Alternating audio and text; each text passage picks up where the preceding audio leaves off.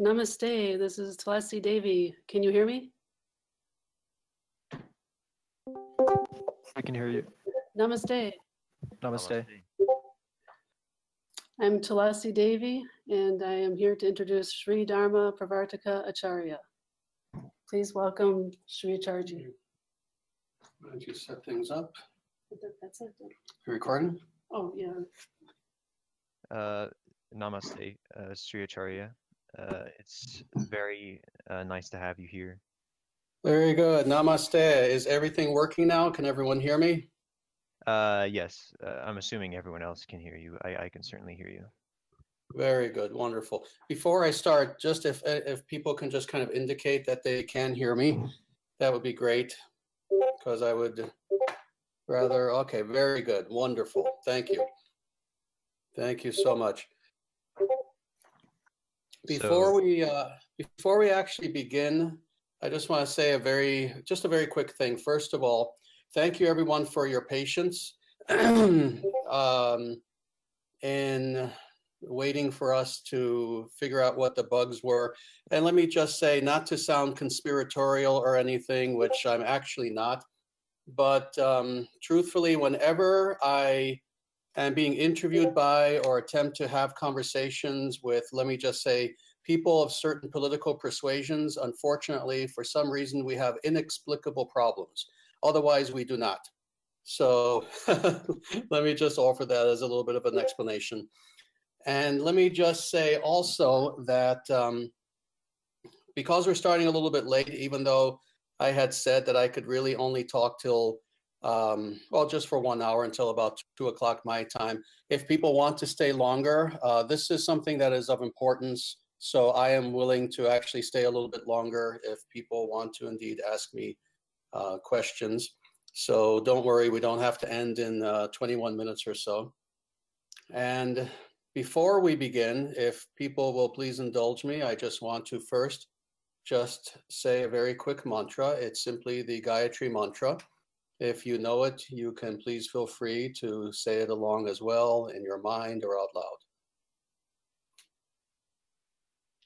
Om Bhur-Bhuva Swaha Tat Savitur-Varanyam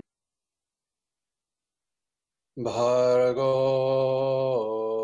Devasya Dhimahi Dhiyo Yona Prachodayatong.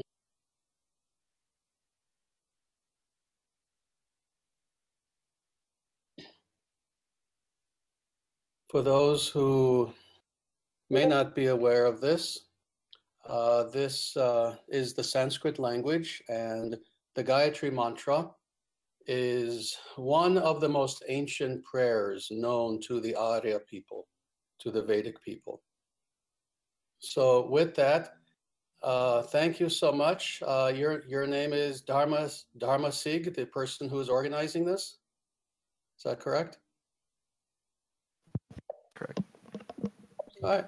Well, thank you so much for organizing this interview. I truly, truly appreciate it. I'm very humbled that you would want to speak with me and ask a few questions.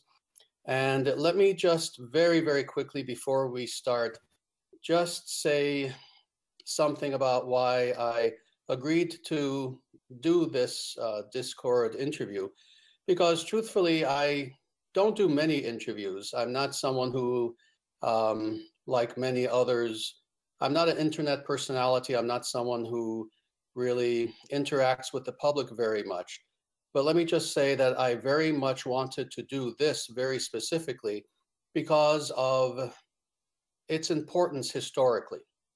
It is my hope that the individuals who are on here, I'm sure the vast majority of them are very sincere, very idealistic, very good people. And it is my hope that what we're about to do now is something that historically is going to be of very great importance for the future of our world, for the future of our people, for the future of understanding what is the nature of true spirituality and its place in the world today, given the current crisis that our people are experiencing. So with that, again, thank you so much for this opportunity. And with that, please, I will let you take over, and I am simply here to serve you. All right, thank you for your explanation. Again, I think I speak for everyone here. We're very honored to have you here. We know you're busy, so we're going to try to ask the most important questions first. And then if we'll have time afterwards, we'll move to more specific or esoteric questions. Also, another thing, we do have people recording this on our end to give to people who didn't get to make it to the live interview. And we're not going to distribute it publicly if you don't want us to. And also, if you don't want it recorded at all, we will also honor that and not record it. So, do you have any problems with that, or? No, I appreciate that. No, actually, recording it is fine. In fact, we're recording it on this end as well. And in addition, yes, you're free to distribute this in any way that you see fit. Absolutely. All right, thank you. So today our main questions will focus mainly on big picture things like dharma, duty, action, the different paths or yogas, deities, avatars, and then, as I mentioned before, we'll get into the smaller stuff like confusion on certain ideas in Vedic texts or phrasings and translations.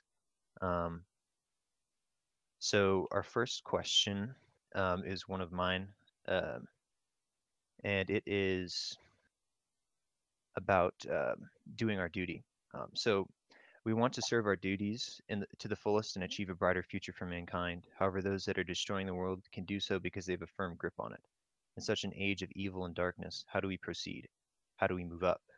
How do you produce perfect leaders to lead us? Is perfection something that can be cultivated in ourselves or found in others? How do we create a mini Satya Yuga within the Kali Yuga? All right, that's many questions in one. So you may have to remind me of some of the questions, but let me begin with this first of all.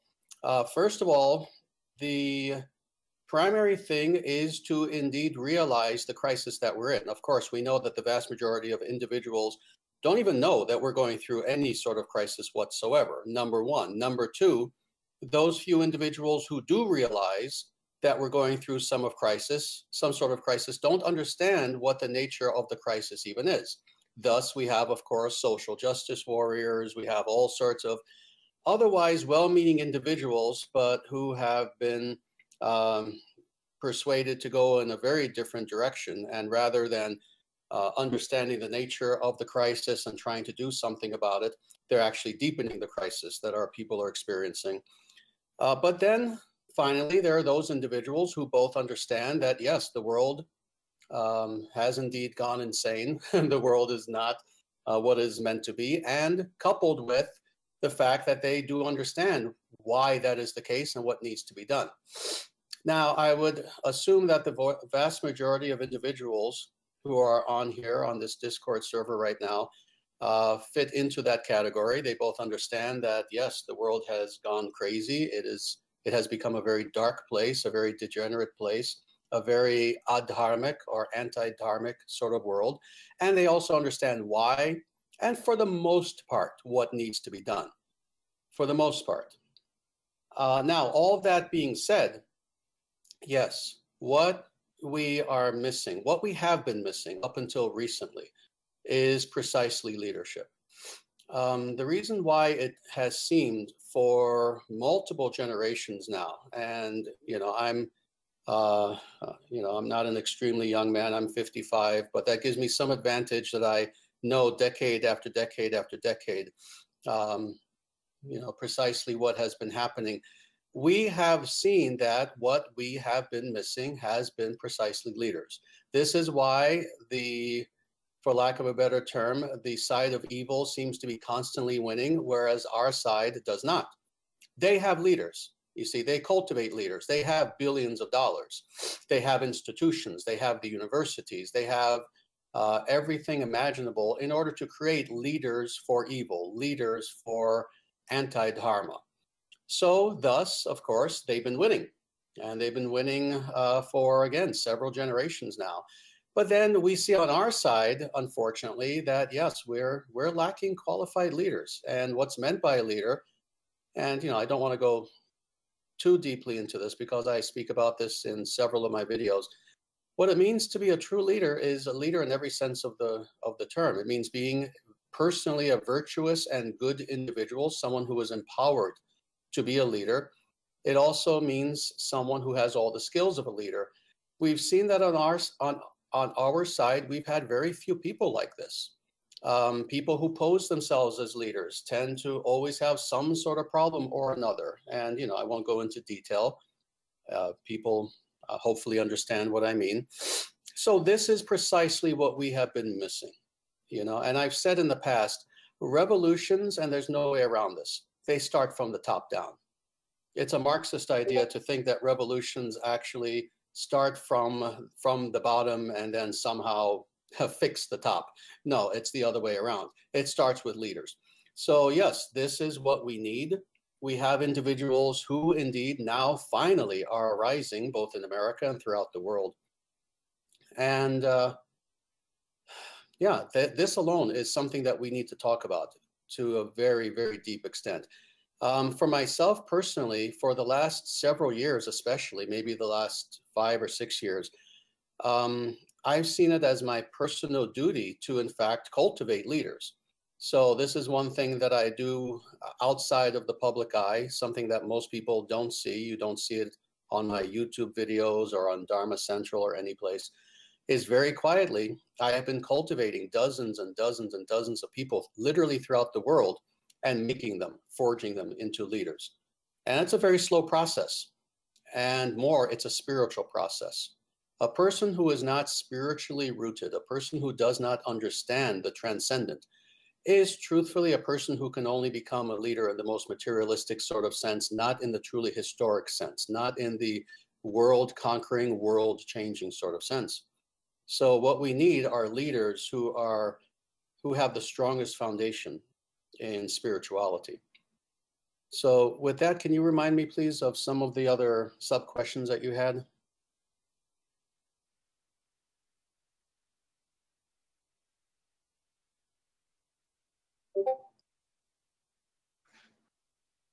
I can't hear anyone. Oh, sorry, I had myself muted. Oh, that's all right. Yeah, I'm sorry. Yeah, can you please remind me of some of the other sub-questions that you had? Yes. You actually covered most of pretty much all of it, actually. But also, if you want a specific, if you want to read over the questions, I also will be posting them in the interview channel. But yeah, the idea that leaders can be cultivated is very important. That was one of the bigger parts of that question was, can a leader, do you have to find a Chakravartin, or can a Chakravartin be cultivated? Oh, actually, can I answer that very specifically? Yes. Because that's a very, very important question. And it's something that people do need to understand. It actually is both. First of all, yeah, it's not the idea that we are all tabula rasa, that we're all just equal, we're all the same, and you just pick a person and you mold that person into a leader. No. People are born differently with individual skills, characteristics, etc.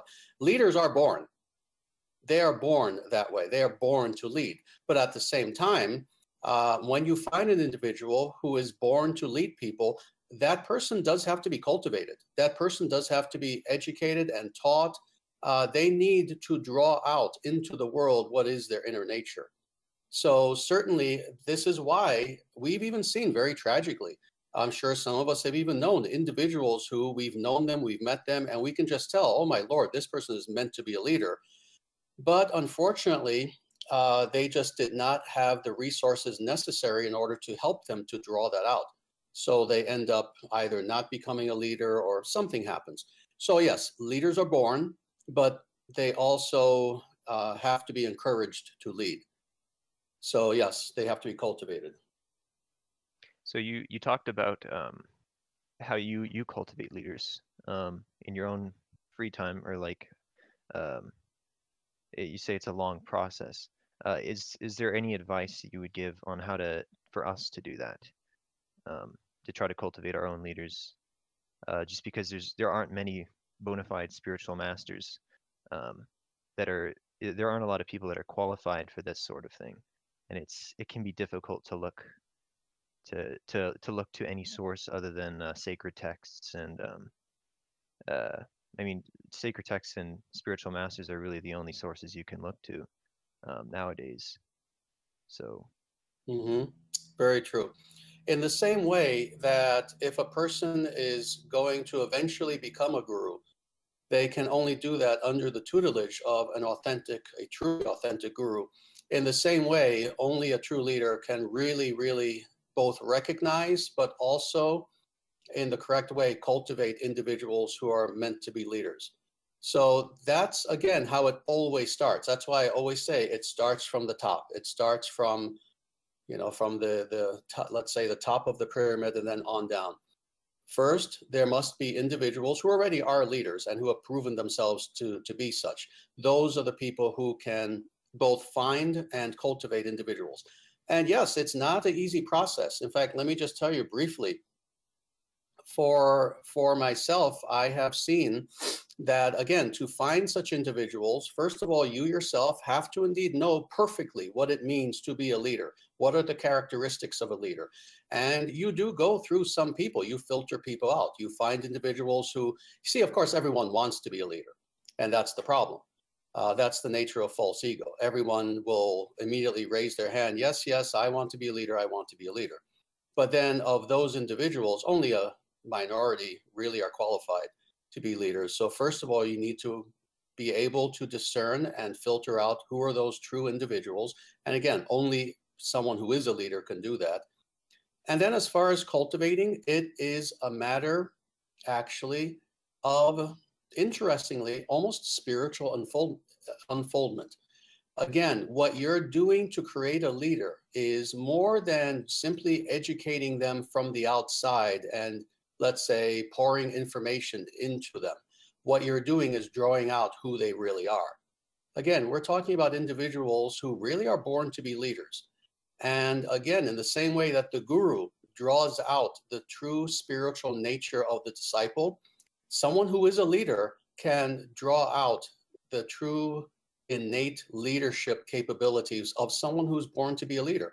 So the parallels between, let's say, a guru training his disciples to be a guru and a leader training others to be leaders, it's very similar. And I'm sorry to make that somewhat vague without giving specifics, but I mean, specifics we can talk about in the future.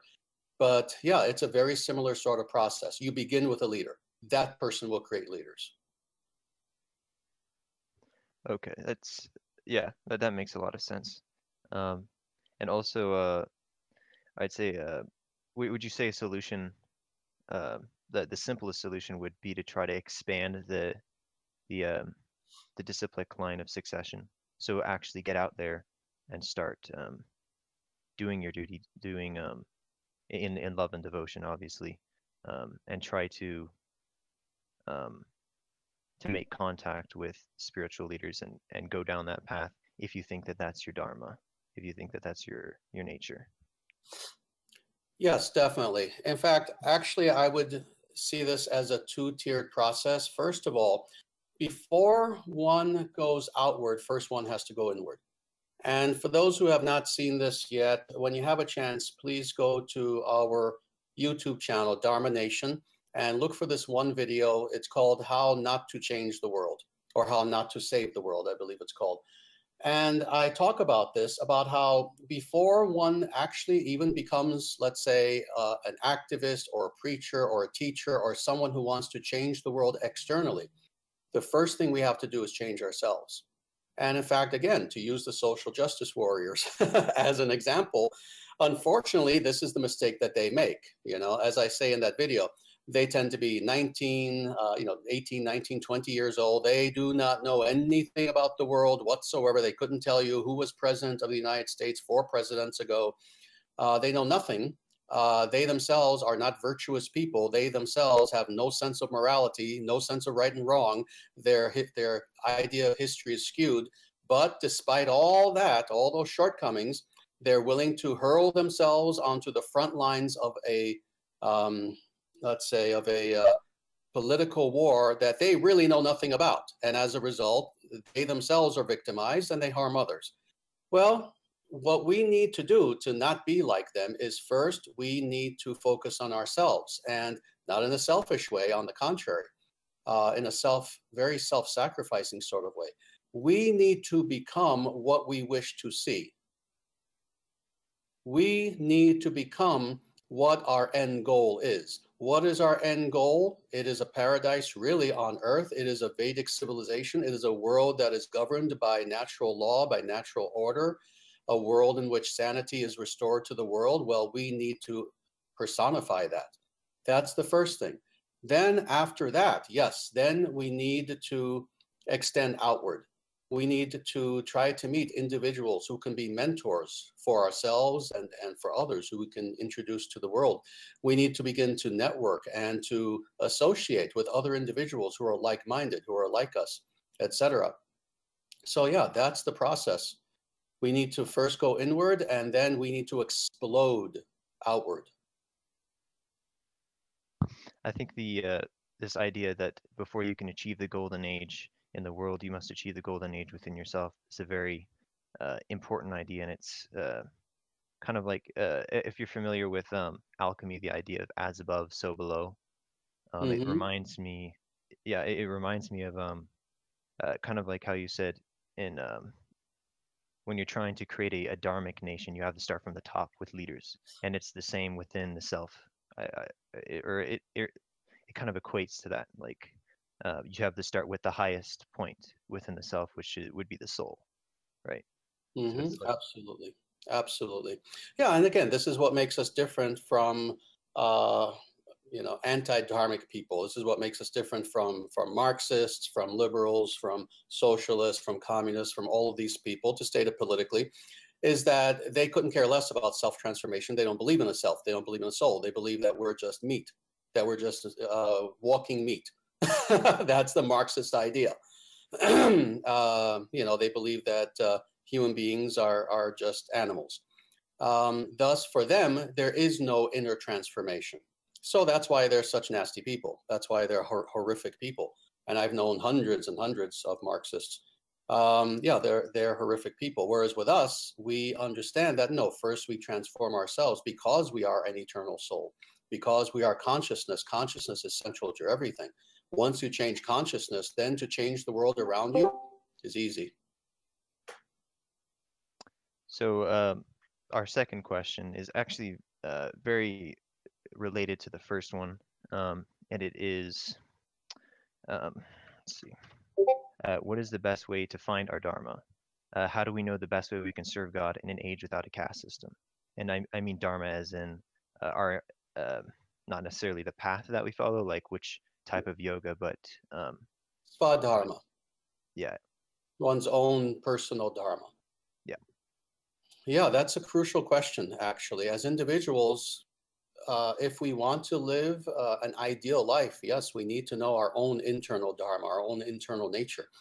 The way that we do this primarily is through meditation. How do we know our own inner Dharma? It's by knowing our own inner selves. And how do we know that? It's by being meditative. It's by being contemplative. It's by being quiet as often as we can and looking within and being very realistic and very honest about who we are. And this is what I mean by realistic and honest, is on a surface level, if everyone were just given an opportunity to just say, oh, I am such and such, you see, everyone would be a Brahmin and a Kshatriya. Everybody would want to be a priest or warrior. But the priests and warriors are a minority of people. Even in the Varna system, they're a small minority. So we need to be honest with ourselves. Some of us, some people are actually Vaishyas. Some people are actually Shudras. And this is why we need to be honest with ourselves in looking at who we are And if we discover that that's the case, let's say if we really look deep within ourselves and we realize, yeah, I'm not a very philosophical person when it comes down to it. I like working with my hands and, etc. Well, then we're a Shudra. And the thing is, you should take pride in that. This idea of the Varna system being, let's say, a mean and vicious hierarchical sort of system is nonsense. We honor the Shudras. We honor laborers. We honor labor. That's something that's important. And we need Vaishyas, and we need warriors, Kshatriyas, and we need Brahmanas. So this is the first thing, is to truly look deeply within yourself in meditation, and honestly so. And then after some time, when you've discovered that, yes, this is my nature, I am such and such, then you have to honor that. And then comes the next step. It's one thing to understand, okay, just to pick an example, okay, I'm a Kshatriya, I'm a warrior. All right, I understand that now. Now, how do I fulfill that? How do I manifest that? That's the second part. And of course, that's something else we can talk about. But yeah, that's how we discover our Swadharma, our own inner nature, is through meditation. I don't know if anyone else experienced this, but for the last, I'd say maybe 10 seconds, your voice was clipping in and out. It was like very unclear. It was kind of strange. I think it was just a connection issue, but if you could repeat what you said, maybe 10 seconds. I think it started at actually, I don't remember exactly. It was about 10 seconds. So let's see. Yeah, I'm seeing text. People are saying that they could hear it, but yeah, I can certainly repeat, at least give a summary of what I said. Yeah, essentially the idea is this, that if we want to know what is our Swadharma, that is, what is our inner nature, then that means we need to know our inner self. We need to know who and what we are.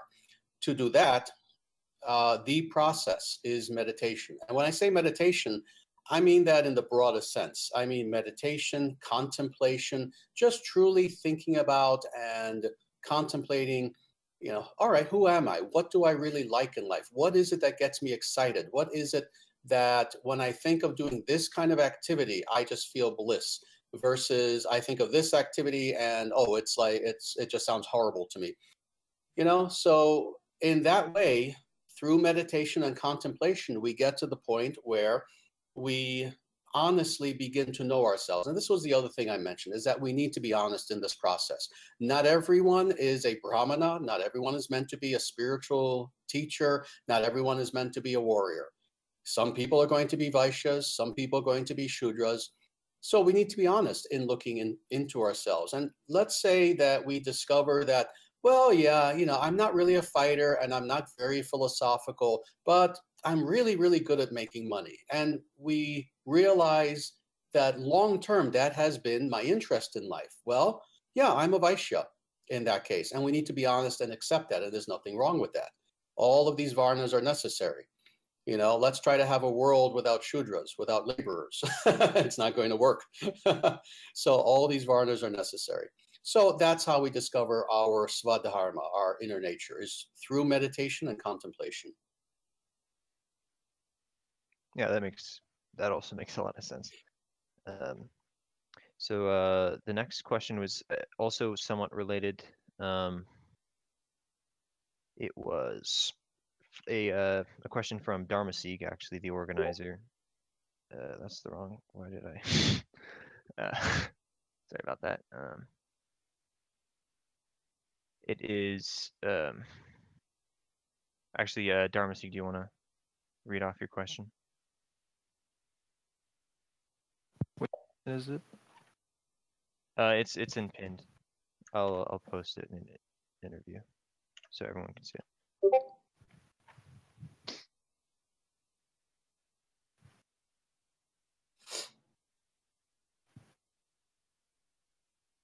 Okay, so my question is, in the Bhagavad Gita, it is said that in the Kali Yuga, simply chanting the holy name of Lord Sri Krishna in devotional service will lead to liberation. This is a path available to many. However, Arjuna, as Kshatriya, takes the path of action as his path of liberation.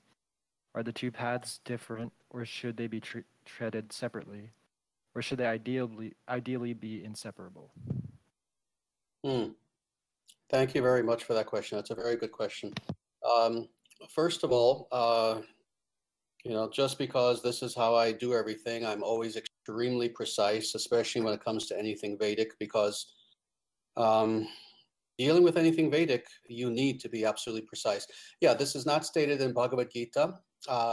This is, I believe, stated in, I believe it's Kali Shantarana Upanishad, several other places as well. The idea of chanting or meditating upon the names of God is actually not mentioned in Bhagavad Gita. It's mentioned elsewhere. And specifically, it talks about the name of Hari. So just to be very accurate about that. However, in the Bhagavad Gita, I mean, certainly Prabhupada in his translation and his commentary, I should say, in his commentary on Bhagavad Gita, certainly talks about the importance of chanting the names of Krishna and of God. Yes, this is something that is of crucial importance. At the same time, what you say is correct, that Arjuna, being a Kshatriya, that being his Swadharma, of course, he needed to engage in action.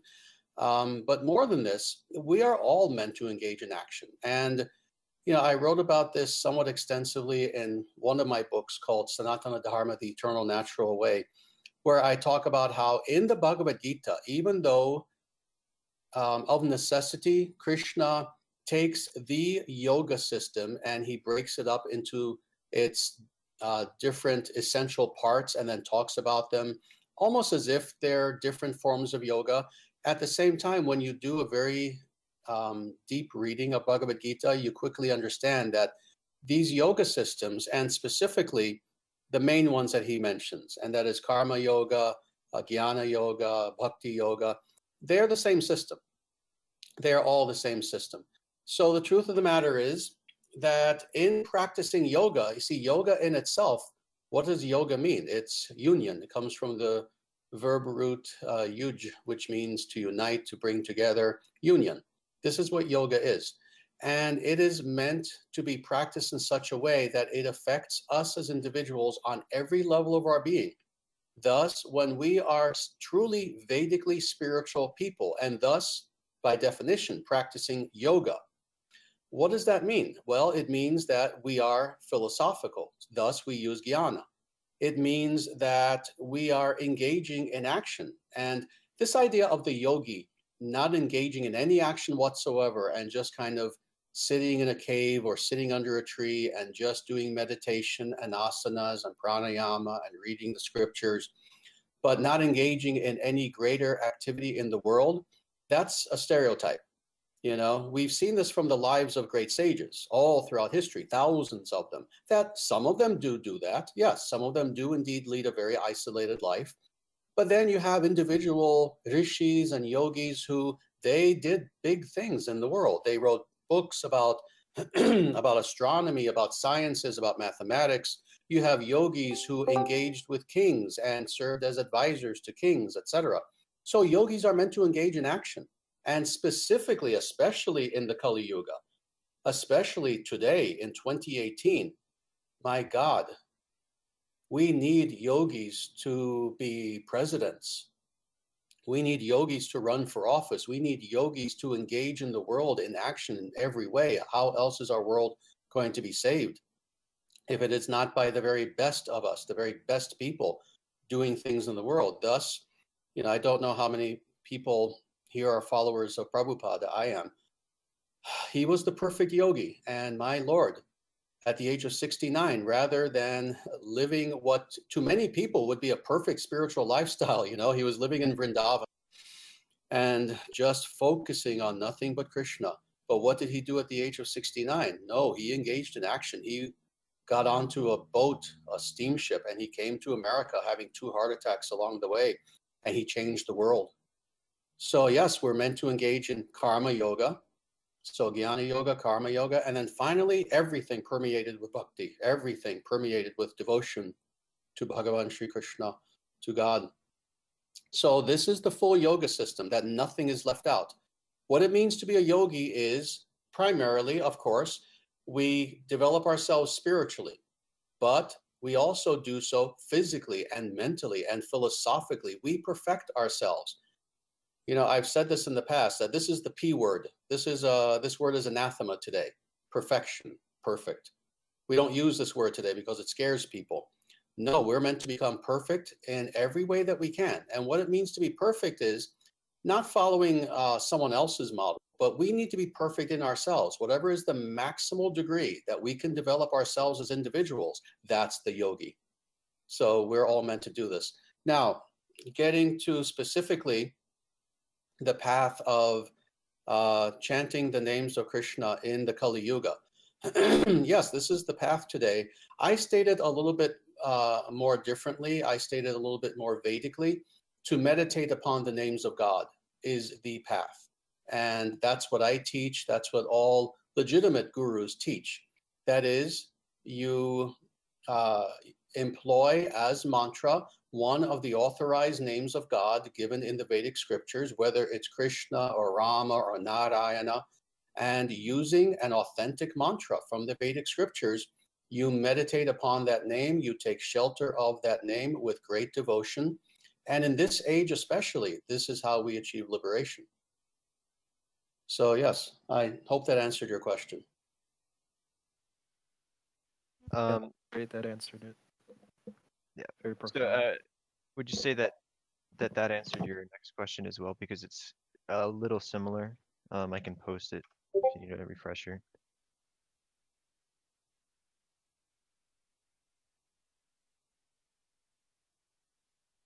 Yeah, answers it.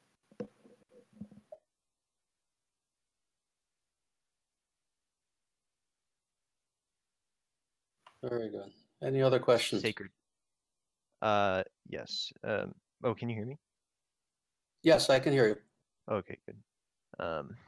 So our next question is also one of mine. And I believe Zav asked a very similar question. So I just condensed, or I just went with mine because it was pretty much the same. And it's about sacred marriage. So Shiva and Shakti, Rama and Sita, and many others are prime examples that marriage must be more than just regulating sex in the material world. What is the significance of marriage beyond regulation of sex? That's a very important question, actually. And yeah, this is something that we can talk about very in depth, and something which, unfortunately, there are some misconceptions about. First of all, let me start with the most general. The foundation of any true civilization, you know, whether Vedic or otherwise, the foundation is family. The foundation, thus, is marriage. You know, marriage, and what we mean by marriage, of course, is real marriage, marriage between a man and a woman.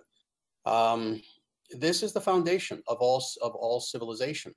And with that understanding, of course, in order to have a happy civilization, you need to have a happy family. In order to have a happy family, you need to have a happy marriage. You need to have two individuals who, in most ways, if not every way, are on the same page. That means spiritually, philosophically, as far as worldview, as far as interests, etc. So yes, we're meant to find an individual who fits that bill as much as possible for ourselves. It's something that's crucial. And yes, what you've pointed out is very true. The very fact that even God is in relationship shows just how fundamental a concept this is to civilization. Thus, in Vedic spirituality, when we speak about God, we tend to speak in terms of what is called Shakti, Shaktiman. Shakti and Shaktiman, that is the feminine and masculine aspect, as being both of importance. So therefore, we tend to think not just of Krishna, but Radha Krishna in the more esoteric sense. Of course, we can say Krishna once in a while. We do, just for brevity. But truthfully, metaphysically, we think in terms of Radha Krishna, Lakshmi Narayana, and yes, even Shiva Shakti.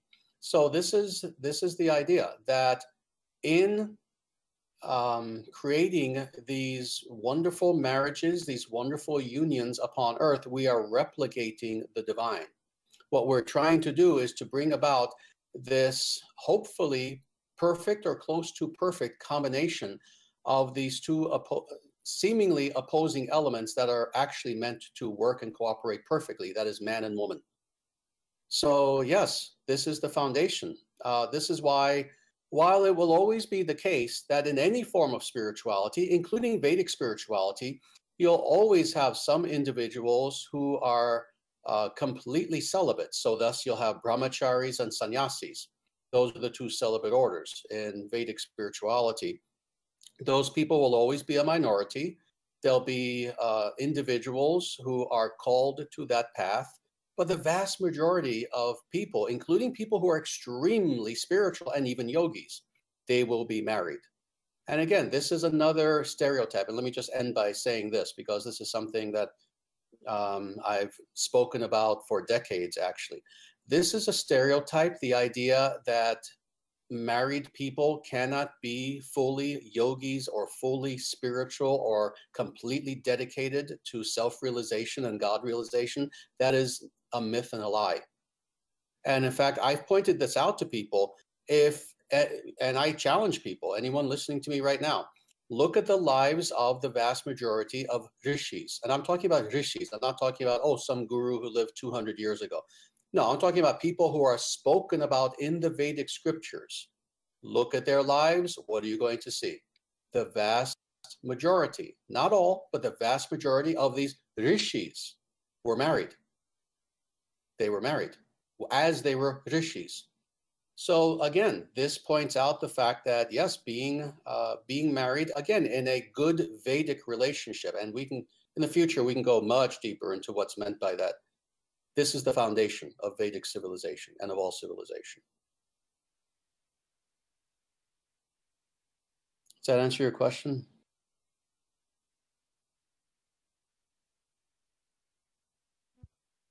You may still be on mute because I don't hear anything.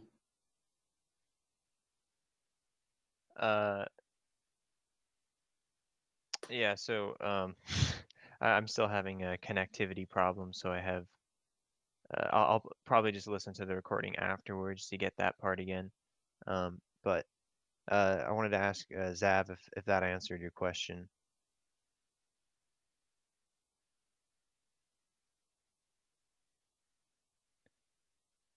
It did, okay.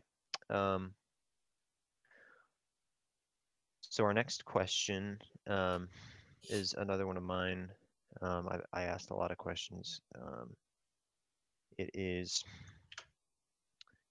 what is the benefit of praying to and meditating on the demigods when you can simply meditate on Krishna? Do you receive the benefits of meditating on all the demigods if you meditate on Krishna, as they are part and parcel of him? Yes, that is true. Again, this is something that has to be understood in a very, very nuanced sort of way, because while on the one hand, philosophically, that is true, that if one meditates upon Krishna, then truthfully, yes, you get all the benefits that you would in meditating upon or appealing to any of, let's say, the lower gods, the demigods. That's true. But this is also the problem. How many people are fully meditating upon Krishna as of now? So in other words, you have to eventually get to that point. And in the meantime, as you are on the path, as you are coming to the point of being in what technically is called samadhi. This is what samadhi is. Samadhi is not some crazy impersonal trance. What samadhi is absorption of one's attentive awareness upon Krishna. You know, where the mind is completely focused upon Krishna. You are meditating upon Krishna perfectly and continuously. That's real samadhi, you know, not the impersonalist sort of idea. But this is the thing.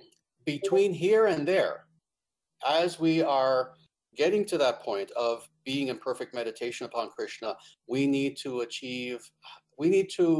reach out for as much help as we can finally have, as we can truly have. So this is the thing. There's nothing wrong with also appealing to demigods, just as long as we understand the nature of those demigods. See, this is the thing. In our path to Krishna consciousness and ultimately knowing Krishna perfectly, don't we also appeal to other people, even in the material world? You know, we need to renew our driver's license. We go to the DMV. You know, I can give a million examples where we take help from other people. We take help from family, even for material things. We take help, you know, from the guru for spiritual things, et cetera, et cetera.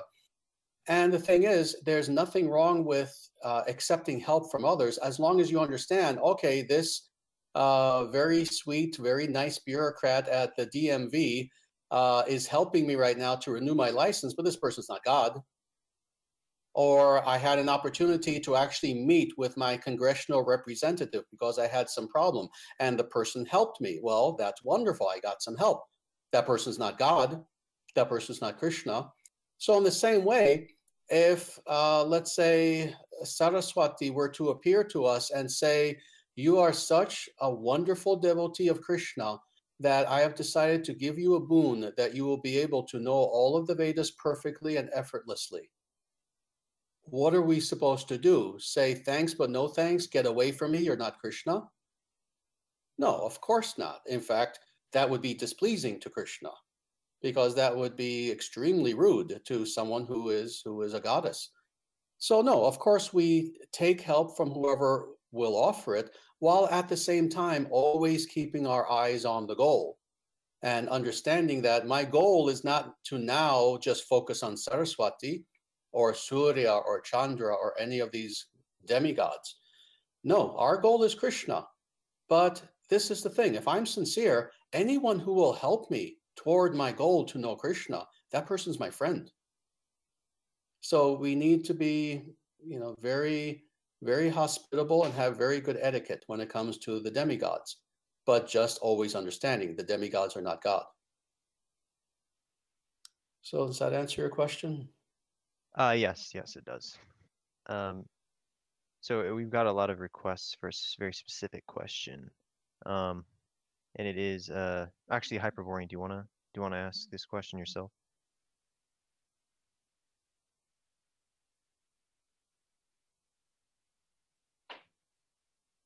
Oh yeah, there's no mic. Yeah, I'll ask it.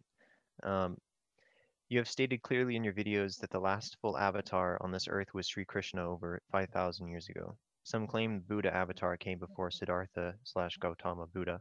Others claim Balarama to be the ninth avatar. Has the ninth avatar of Vishnu descended upon this earth yet? Yes, that is Balarama. That's the traditional understanding that has always been there. I know currently there's a little bit of confusion as to, for example, Buddha. Well, was he an avatar? What about this person? What about that person? No, the traditional understanding is that there is Krishna, then Balarama, then the next full Purna avatar will indeed be Kalki. At the same time, in order to understand this and why there's so much confusion, we need to understand the nature of avatars. An avatar is not an avatar, is not an avatar. There are different kinds of avatars. So, for example, what we're talking about primarily are what are called Purna avatar. That is, let's say, for lack of a better term, pure avatars. That is God himself in his full form coming upon the earth. That's a Purna avatar. And again, the next one will be Kalki. And he won't be here for over 400 and something like 420,000 years from now. At the same time, there are what are called Avesha avatars. Sometimes they're called Shakti Avesha avatars. You hear both terms in the Sanskrit literature, in the Vedas. And these are individuals who are empowered by God. The Buddha was one such individual. And there are others as well. There are others who are named in the Vedic scriptures. There are others that we simply know because they fit the description of Avesha avatars. But the Buddha was one such individual. That's why sometimes, in accordance with the scripture you look at, sometimes he's simply called an avatara. In other cases, it's more specific that he was an Avesha avatar. So that's the understanding, is that, let's say, the last avatar of significance, without the strict numerical sequence, coming into play, the last Purna avatar of significance was Krishna. who was here a little bit over 5,100 years ago. He is the avatar of the Kali Yuga. We are meant to worship Krishna. We are meant to follow the Bhagavad Gita, etc. The next one will be Kalki, but in between, there are many Avesha avatars. Many of us, including myself, believe that Prabhupada was an Avesha avatar. I very much believe that he was an individual who was empowered by God. It's not that he was God, but he was empowered by God to the point where you can take his words as if it's the words of God. That's what it means, Avesha avatar. Arguably, in the earlier part to mid part of the 20th century, there was another Avesha avatar who was more politically oriented. And I won't say who that was. But in addition, there have been others. Jesus was an Avesha avatar. Prabhupada, without using that exact terminology, pointed to that Jesus also is our guru, etc. So yes, that's the distinction. And there are other kinds of avatars too, not just Purna and Avesha, but those are the two most important. Does that answer your question somewhat? Yes, it does. Well, it was Hyperborean's question, but I could see that it answered it. Very good. So also there's this idea that it's related to that question, that a devotee, a true devotee, is actually called a demigod, like Devi or Deva Devi. Yes. Like a title that's attributed to them. Obviously more than a title, but people often think of demigods as powerful beings, cosmic beings, like Shiva, like Brahma, like Indra. But I suppose the answer to that question actually clarifies that to be a devotee is to be a demigod, but to be I suppose some of them, like Prabhupada, for example, are given, I suppose, boons, you say, like boons from other demigods or from God himself. Both. Yes. So yeah, that clears up a lot of confusion around the whole idea of a demigod, because that had confused me in the past. Yeah, the idea of deva is a little bit fluid. Basically, it means, what is a deva? It means an individual who is extremely pious. You could say this in the most general of senses. If you look at the devas, how did they become devas? Well, in a previous life, they were completely pious. And we're talking about generic devas, for lack of a better. We're not talking about a being who is more like on the level of Shiva or someone like that. We're talking about, let's say, the inhabitants of Svarga, of the heavenly realms. These are generic devas. Well, how did they become that? Well, they were pious individuals. They accumulated a lot of good karma. Some of them were more overtly spiritual than others. That is, a lot of them, they were all religious. But at the same time, devotees are indeed special, whether in the human realm or the deva realm, in that these are the most spiritual of people. By devotees, I mean bhaktas. These are the most spiritual of people in any given group of individuals, in any given society. So thus, even among the devas, you have some, which I'll use this term again, they are generic devas. That is, they're good people, they're powerful, they can benefit us, they can give us boons, etc. But even among the devas, they're not all devotees. Some of them are impersonalists, some of them are different things, but they're all religious. But then among the devas, then you'll have some individuals who are devotees. So for example, Yamaraja is a devotee. Then you have someone like Indra, who's not so much a devotee, etc. So you have different kinds of individuals. But devotees themselves, that is, individuals who are completely devoted at the feet of Bhagavan Sri Krishna, that individual is considered to be king in any society, whether among humans or among the devas. Even the devas will honor such a person, and that's why, yes, they're called deva. So thus, my primary initiatory guru, his name was Bhakti Rakshaka Sridhar Deva Goswami. So yes, among devotees, devotees are considered to be the greatest in any society. Thanks for your answer. That does clarify that, um, or the confusion that I had. Uh, so my next question is kind of similar to that as well. Um, it is why is it that praying to / meditating on different avatara um, is used for different purposes when they're all the same being? An example would be praying to Narasimha for protection. Mm-hmm. Sure. No, that's an important question, and this is a way of understanding this. The radical personhood of God has to be honored. So, thus, while on the one hand, I'll just state this philosophically. On the one hand, ontologically, all of the avatars are the same. They are all manifestations of God. So yes, one could easily say, oh, then it doesn't matter. They're all interchangeable. But at the same time, from God's perspective, why did God choose to come as one avatar versus another versus another? See, this was his choice. And thus, in honoring him and being a devotee of God and God being a person, we also have to recognize that, yes, while God is one, God can choose in accordance with his mood, in accordance with the lila that he wants to display, in accordance with the aspect of his personality that he wants to bring to the fore.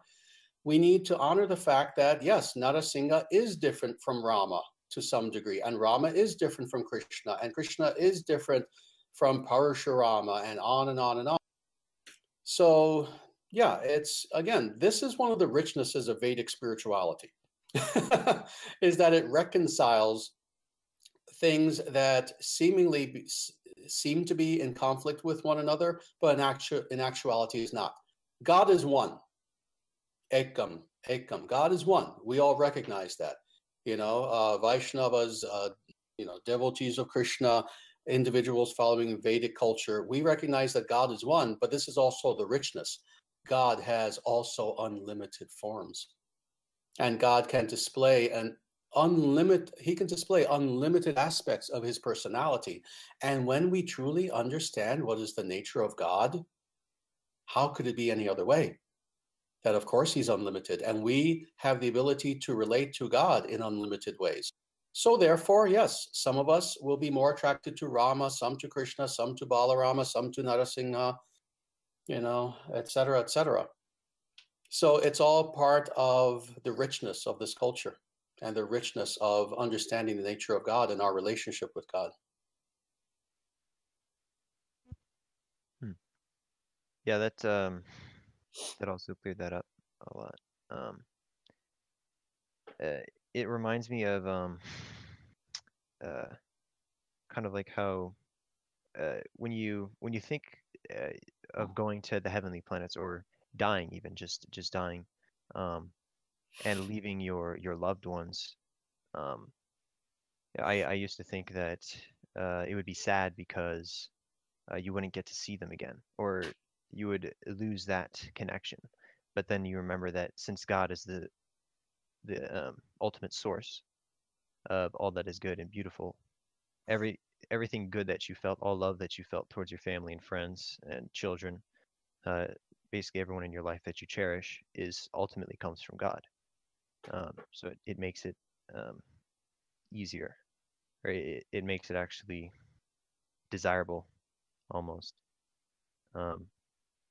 But yeah, that cleared up my question, or my confusion.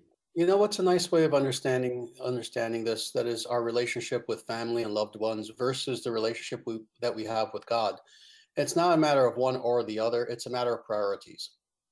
So in other words, this is another stereotype that people have, that let's say you're a devotee and you're married to a wonderful woman who also is just goodness personified and supportive, and also a devotee and someone who, you truly love and who loves you. That love is not meaningless. That love is not meaningless because you are loving a devotee. You're loving someone who is a good person. And to have to leave the company of any good person actually is a cause of sadness. At the same time, it's a matter of priorities and perspective. The priorities being this, understanding that, yes, you can have multiple relationships, but at the same time, your relationship with God is primary. You know, it's not a matter of, oh, I'm going to love only Krishna, everything else. Good woman who I'm married to. Oh, it doesn't matter. No, that's, you know, that's not a very mature way of seeing things. It's a matter of priority. That yes, I love these good people in my life, but my love for God is the priority. That's the most important thing, and I'm focused on that. You know, that's that's the most important thing.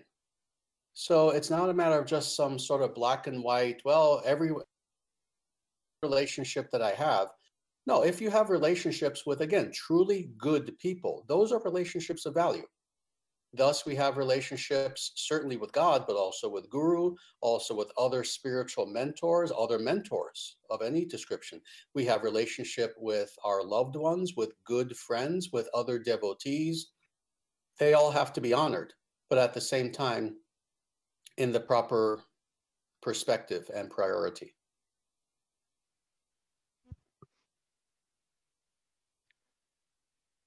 Does that make sense? Yes, it does. Yeah, we're meant to love each other. Yeah. This is not a joke. This is not Maya. This is not something that's a new age concept. We're meant to truly love each other. Now, it doesn't mean that we replace God with each other. You see? No, we love God first, but we also love each other in relationship to God. Otherwise, what are we doing? What is this form of spirituality where we claim we only love God, but we devotees who might be our friends, our family? No, we love. We're meant to love.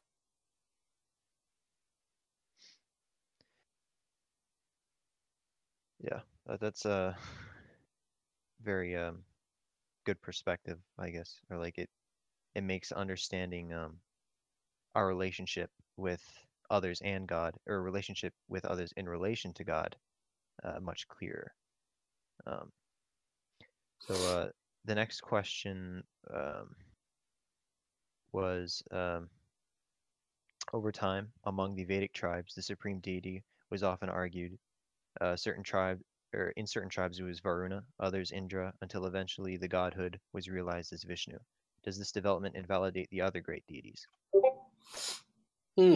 Okay. Yeah, this is, in fact, this might take a little bit of time to answer fully, and even then we probably won't answer it fully. So just due to time, why don't we maybe say that for now, this will be the last question. And, you know, if people have enjoyed this and would like to have sessions like this again in the future, I would be more than happy to do this again and answer more questions from people in the future. But yes, let me try to address this a little bit. Several things to be said. First of all, we need to talk about Vedic times very specifically. And what I mean by Vedic times is the last yuga, Dvapara Yuga, and the yugas preceding that. You know, when we talk about the Vedic era, really what that means is the era right before the Kali Yuga, when people had a better and more proper understanding of these various concepts. Now, all that being said, let me say this. This idea of there being contention as far as who is the supreme absolute, who is the summum bonum, who is the supreme being, the supreme deity, etc., that which is the absolute, that which is, to state it Vedantically, Brahman. Truthfully, there's been very little, if any, contention about this in Vedic times. This is a more modern thing. And when I say modern, to me, that means the last 5,100 years, not the last 10 years. This is a more modern thing, that now you have so-called Shaktas versus so-called Shaivas versus this, versus that, versus Vaishnavas, versus, oh, I'm going to pick a god or a goddess that I like and say, oh, this is the supreme. This is something that you find that you found historically increasing throughout the history of the Kali Yuga specifically. Previous to this, there wasn't a lot of contention, certainly a little bit, because there's always contention about things. But if you're talking about the Vedic era, that is previous to roughly 5,100 years ago, no, it was always understood that the supreme was Narayana, was Krishna. And the reason why that was understood was because that's what the scriptures said.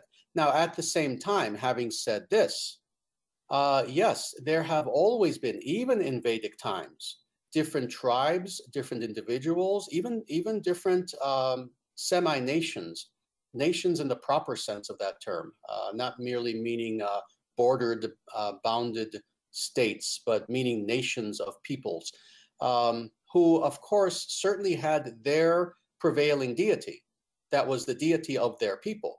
So this is why, if you go back to ancient times, you'll find that different temples, ziggurats, etc., that were dedicated to a specific deity. If you look at all of the ancient polises, the city-states, the city-states were all Vedic, whether Greek, whether early Roman, whether Mesopotamian, etc., etc.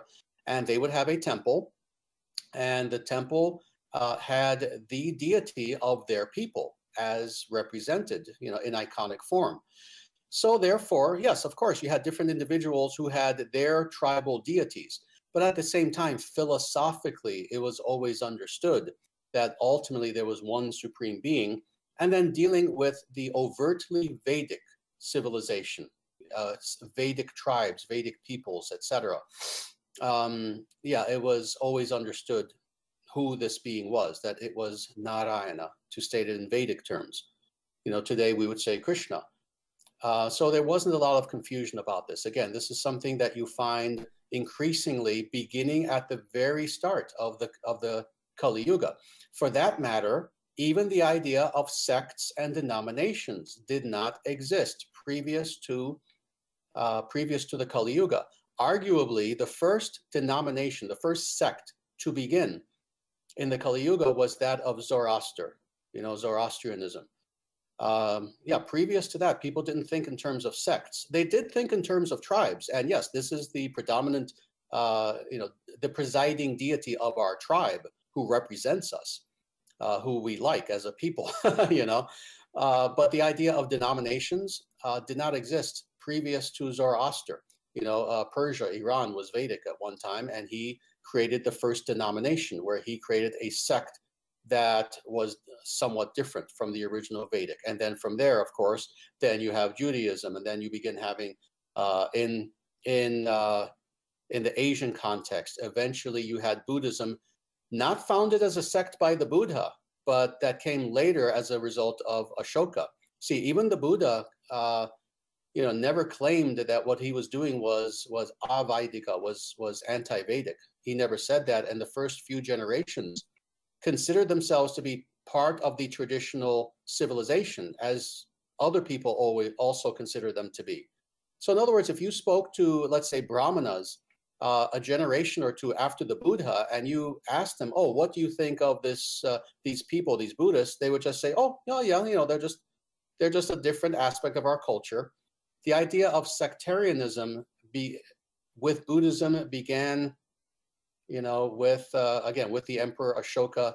So this is going very, very much in depth, maybe too much. But again, the idea of denominations is a recent thing, only in the Kali Yuga. Now, of course, the further the history of the Kali Yuga goes on, now we're in 2018. Does anyone know how many sects there are? I don't know the exact number, but I can tell you there are tens of thousands. In fact, arguably, just in Christianity alone, there are at least 10,000 sects. That I know for a fact. So yes, this idea of contention as far as who is God, etc., that's not something that was of much concern in Vedic times. So I can go infinitely deeper into this topic, but just due to lack of time, I hope that at least begins to answer that question somewhat. Yeah, it does. I feel like it can almost be a saying now, only in the Kali Yuga. Oh, yes. Absolutely. Yes. There are, oh my God, there are things that have occurred in the Kali Yuga, and not just in the Kali Yuga, but specifically, let's say since, roughly 1945, that have occurred that you have to say, yes, only in the Kali Yuga. People previous to the Kali Yuga could not even imagine such things, and I won't go into detail, but just the sorts of degeneracies and the sorts of control mechanisms that, evil people have over society, and just on and on. These things would be inconceivable during Vedic times. Yeah, we're living in a very, very different time. And the thing is, as I say that, I always have to give this caveat, because there are, skeptics who will always say, well, everyone, regardless of when you live, whether you're in the 19th century, 18th, everyone thought they were living in a different sort of time. No, that's not true. First of all, you can see just objectively that very often that wasn't the case, that the further back you go, you see that society really didn't change all that rapidly. It took a long time. But for a variety of reasons that, again, I won't go into just due to lack of time, the time that we're living in today, 2018, is like no other time in at least known history, recorded history. There have been times that have been similar. I would say maybe something equivalent would be the era of the Mahabharata War. But let's say for the last 5,000 years at least, we have never lived in a time like this, where Dharma itself has been so under attack to the point where it practically has disappeared. There is no Dharma nation on the earth today. And I've pointed this out as a marker. This is a marker. There have always been Dharma nations, that is, nations in which their government at least tries to rule in accordance with Dharma. There have always been such nations, always, until recently, until just the last maybe 20 years. Even Nepal, up until when the king was overthrown, was officially a Dharma nation. That may have been the last one. You can argue that the Dalai Lama is the titular head of a Dharma nation in exile, but it's in exile, so it doesn't have any real power. But we have never lived in an era like this, where you cannot point to one nation state that is ruling in accordance with natural law. So we are in a very dark period of the Kali Yuga, where, to almost bring this full circle, we have been lacking leaders. Well, right now we're on the precipice. And I think many people know this. I've been talking about this forever. I have some videos where I talk just about the coming golden age. People know this, I think. People are intuitively beginning to understand we are on the precipice, and what we have seen has been horrific. And most people don't even know how fully evil have been the people who have been ruling over us and what they've actually truly done to us. Most people don't understand the full picture of how evil these people are. Number one. Number two, some people still don't quite grasp that, yes, we're about to enter into a mini golden age. Brahma Vaivarta Purana talks about this. Prabhupada mentioned this many times. Many other sages mentioned that we're about to enter into a mini golden age that will last for 10,000 years. And it is about to begin. I mean, literally, it is about to begin. And what that means is that now more than ever, we need to have those leaders who will help to usher us into that golden age. We have some now. We're beginning to.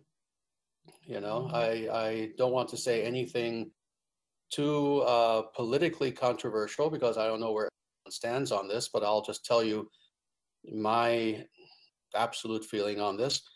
Donald Trump is most absolutely one of these leaders. He's an individual who has been empowered by God, but then I know more about him than most people do, and his inner nature. But we have been blessed that we are going to see things that most of the people on our planet today can scarcely even believe will happen. We're going to see the beginning of a golden age, but we also have to help it to come about. That's why everyone who's listening to this now, everyone who's listening to my voice, some of whom I may actually know, that wouldn't surprise me. If I actually knew your real names, I may actually know some of these people, some of who I may not. But let me just say this as kind of an ending to all those who are listening. What you're doing is more important than you know. What is happening now in history is more important than we fully understand. We have an opportunity to quite literally make history. We have an opportunity to do something in our own lives through our own choices that is epic. You know, we read these epics, we read the Mahabharata, we read Lord of the Rings, and we hear about these great heroes of the past. We truly, each of us as individuals, we have the ability to be such heroes. We have the ability to bring this world from the present darkness that it is in to light, to true light. We have the ability to help the innocent. We have the ability to bring goodness back to this world. We have the ability to bring truth back to this world. Not necessarily each of us just as an individual, but all of us together, forging ourselves as the leaders that our world is crying out for, has been crying out for generations. We owe it to the world to, in all humility, become leaders and bring about this restoration of sanity that the world so much needs. So again, I want to thank you for organizing this group and for inviting me to come on. And it's been my pleasure speaking to you. And let's please do this again as soon as we can and as often as we can. Yes, I definitely agree. I mean, as always, your insight and your wisdom have been very enlightening. I think I can speak for everyone when I say that. And I want to thank you for taking time out of your busy schedule to do this. And also, yeah, definitely, we should definitely do this again. I'm not sure what time would be best for you, but yeah, definitely that closing. I think everyone has had a similar experience where reading The Lord of the Rings, I'm pretty sure most of us have read it. You feel like nostalgia almost of an age lost, or like a time that you wish you could live in, something that could yet become in the future, and it brings a lot of hope to hear this from you, that their perfection is possible. All the heroes and the legends, that achieving virtue like that is possible. There is absolute good, and it's not just an empty, dead world that has no value or meaning. It means a lot to us, and yeah, we should definitely do this again. Thank you for your time, and I guess namaste. Can't wait to do this again. Very looking forward to it. Absolutely. Thank you again. And just, you know, I have no choice. I have to just quickly comment on what you said about Lord of the Rings. For those people who don't know or who haven't seen this yet, you know, I'm sure you probably know this. I gave a talk on Lord of the Rings. It's available as a video. It's called Lord of the Rings, Dharma and Modernity.